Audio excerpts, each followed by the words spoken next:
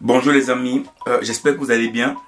Dans cette vidéo, une fois de plus, on va parler du conflit qui est actuellement au nord et au sud Kivu, au Kivu en globalité, en RDC. Et j'aimerais parler ici d'une question que beaucoup de personnes parlent, certaines personnes parlent de ça, mais les gens ne vont pas le voir dans l'analyse. C'est quoi? C'est si la Russie entre en jeu, parce que avant de parler de la Russie, il est important qu'on comprenne le contexte. On sait particulièrement que le M23 a occupé la ville de Goma. On sait particulièrement, et j'ai fait une vidéo où j'expliquais ici que la prise de Goma, c'est pas le M23, c'est pas le Rwanda, mais c'est la communauté internationale. Et quand je parle de communauté internationale, je parle ici clairement des États-Unis d'Amérique et de la France. Donc pour moi, clairement, si le M23 a pu occuper Goma, c'est parce que la France et les Américains sont derrière cela. Et donc, la Russie, parce qu'on parle de la Russie ici, on va parler de la Russie, il est possible et probable que la Russie intervienne au Congo. Il est possible que la Russie intervienne de manière, peut-être pas directe, de manière indirecte, mais en soutenant, en aidant Félix Tshisekedi à lutter contre le M23. Et donc, si les Russes décident d'intégrer, d'entrer dans cette guerre, pourquoi est-ce qu'ils veulent entrer dans cette guerre? On sait pertinemment que les Russes veulent s'accaparer, même pas s'accaparer, ils veulent plus de partenariats avec des pays africains. On a vu dans l'AES, on a vu comment ils s'intègrent même au Sénégal. Voilà, les Russes ont compris qu'aujourd'hui, en Afrique, on ne veut plus de cet impérialisme-là qui vient de France, qui vient de l'Amérique, mais on veut des partenaires avec qui on va discuter, comme la Chine, comme la Russie. Et donc, la Russie, on sait pertinemment qu'ils sont en conflit en Ukraine, on le sait particulièrement, mais on sait également que la Russie a signé des accords tout récemment, il y a cela quelques mois, avec la RDC sur beaucoup de partenariats économiques. Des accords étaient beaucoup au niveau du partenariat économique, mais pas au niveau du partenariat militaire. Et donc, si la Russie veut se mêler de ce conflit entre le M23 et la République démocratique du Congo, c'est certainement parce que la Russie veut de manière indirecte également lutter contre la communauté internationale. Vous savez particulièrement que aujourd'hui, quand on parle de l'ONU et qu'on parle des BRICS, comprenez rapidement de quoi je parle. On parle de l'ONU qui est détenue par qui? On sait particulièrement que c'est les Américains et les Français, bien que les Russes soient dans l'ONU, mais on sait particulièrement que l'ONU ne prend que des décisions qui vont avec ce que les Américains veulent ou les Français veulent.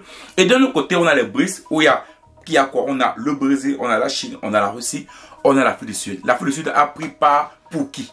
Si vous vous rappelez bien, l'Afrique du Sud a décidé d'envoyer de l'armée pour pouvoir soutenir la RDC. Donc ça veut donc dire que ici l'Afrique du Sud est clairement derrière la République démocratique du Congo. Donc vous comprenez clairement que la Russie étant également un membre du BRICS, un proche de l'Afrique du Sud, mais également qui lutte contre, de manière indirecte, même pas de manière directe, qui lutte contre la France et les Amériques. Et c'est logique également que la Russie vient pour aider, vient pour intervenir pour la RDC. Mais comprenez une chose ici, c'est que le cas de la RDC est différent du cas de l'AES. Oui, parce que vous savez, c'est vrai que la Russie est une terre riche. Les gens vont dire ici clairement que qu'est-ce que la Russie a gagné comme terre en RDC? Parce que la Russie a déjà plein de gaz, plein de pétrole. Eux, mais également, c'est un territoire vaste. Ils n'ont pas besoin de piller les ressources au Congo. Ils n'ont pas besoin de ça. Oui, vous avez raison. Il est clair que la Russie, cet élément demandera également des contreparties à la RDC. Et ces contreparties-là ne pourront être que également sur les ressources naturelles de la République démocratique du Congo.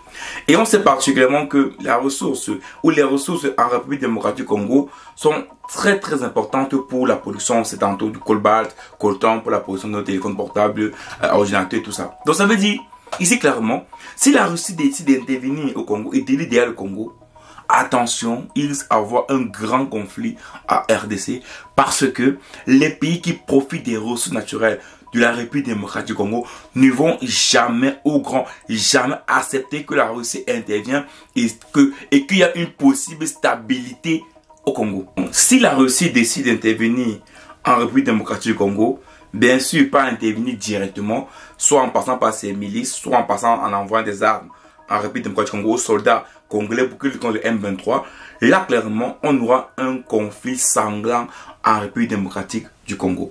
Et donc, est-ce que les Russes vont décider de s'en mêler de ce conflit? Est-ce que les Russes vont décider d'envoyer des armes à RDC pour qu'ils luttent contre le M23 tout en sachant qui est derrière le M23? Est-ce que la Russie va prendre ce risque-là? Oui ou non? Moi, de mon avis, je pense que la solution de la République démocratique du Congo doit demeurer une solution africaine. Vous savez, on sait clairement et certainement les personnes qui sont derrière le M23. On sait les personnes qui soutiennent le M23. On sait qu'il y a le Rwanda. On sait qu'il y a tous ces pays de la communauté internationale, Angleterre, France, Amérique. On le sait pertinemment. On sait également que pour ce problème, il faut que les pays africains soutiennent la République démocratique du Congo pour pouvoir arrêter ce conflit en Goma. On sait particulièrement que le M23, c'est les Tutsis rwandais qui sont là. On sait clairement qu'il n'y a réellement pas de Tutsis congolais. La majorité des Tutsis qui sont là-bas, bien qu'ils ont la société congolaise, ils viennent tous après le génocide au Rwanda. Donc clairement, ici là, on voit que on a un niveau où tu vois Kagame, en fait, c'est comme si lui voulait éviter, par exemple, que ces Tutsis là qui sont partis reviennent. Et pour cela, ils vont faire le truc là tranquillement, pas en Goma, et mettre le terre là-bas qui sera le Tutsi congolais. Et donc clairement, c'est là qu'on va voir que ce conflit est également un conflit ethnique des populations qui ont quitté, qui ont fui un territoire pour le territoire parce que clairement, ils savaient pertinemment qu'ils ne pouvaient plus vivre au Rwanda à cause de ce qu'on sait qu'ils ont, à cause du génocide, qu'on sait particulièrement que les Tutsis ont beaucoup tué les Hutus.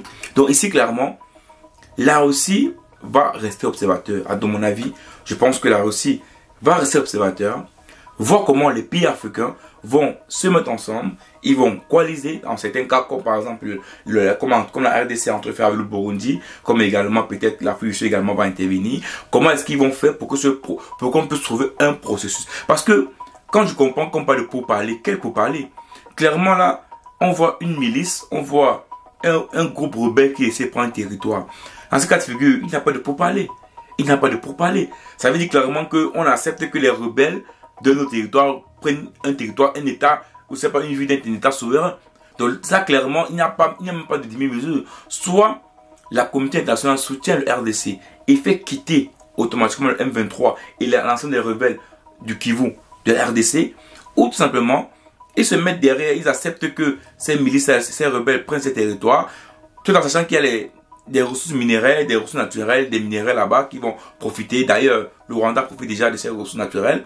Et puis, faire croire qu'ils sont derrière la RDC en disant non, il faut protéger la RDC, alors qu'on sait particulièrement que ce n'est pas le cas. Donc aujourd'hui, le conflit qui est en RDC, c'est un conflit pas seulement politique, on sait que c'est un conflit à cause des terres. Et non seulement c'est un conflit à cause des terres, c'est la richesse, mais c'est également un conflit ethnique. Vous voyez, comprendre tout ça avec la corruption qui est à RDC, on comprend que c'est un conflit qui risque de s'enliser, qui ne risque pas de se terminer aussi rapidement si réellement certains pays africains ne se mettent pas derrière ce que dit le peuple congolais.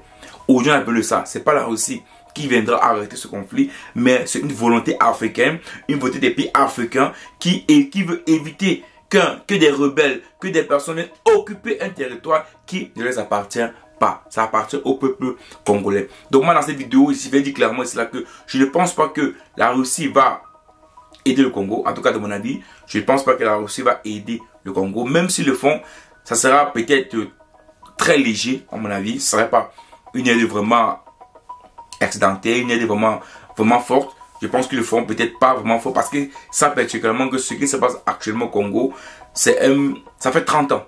Ça fait déjà 30 ans. Donc vous comprenez que c'est pas des choses aussi faciles à régler. Sinon depuis, on aurait dû déjà régler ce problème. Ciao.